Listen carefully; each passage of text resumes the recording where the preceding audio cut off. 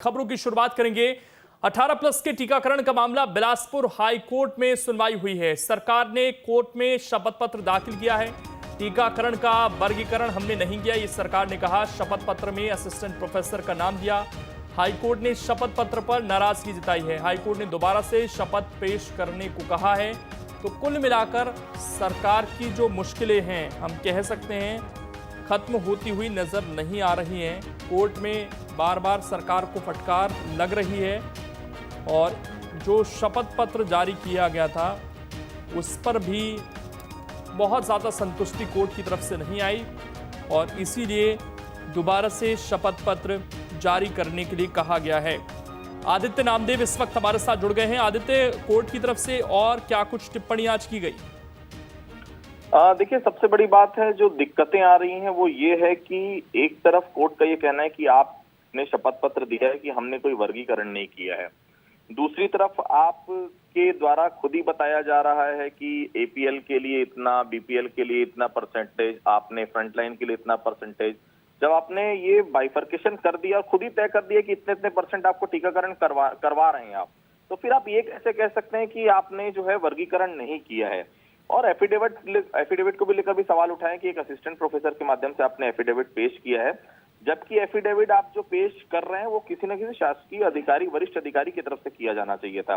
इस बातों को लेकर ध्यान आकर्षित किया है। निश्चित तौर पर जो चीजें आ रही हैं, एक अगले बार की जब सुनवाई होगी, हियरिंग होगी, उसमें साफ कहा गया कि आप फिर से शपथ पत्र दीजिए।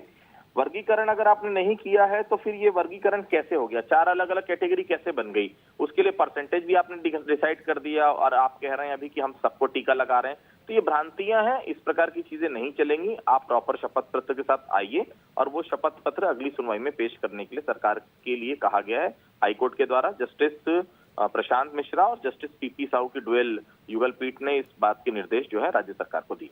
आदित्य, सरकार के लिए ये वक्त कहें तो बार बार मुसीबत वाला ही है, क्योंकि इतने दिन हो गए, 1 मई से कार्यक्रम शुरू हुआ, लेकिन सरकार की जो स्ट्रेटेजी है वही साफ नहीं हो पा रही कि एक तो वैक्सीन वैसे ही कम आ रही है, उसको जो लगाने का तरीका है वो साफ नहीं हो पा रहा है। बार बार कोर्ट की तरफ से उसमें सवाल उठाए जाते हैं।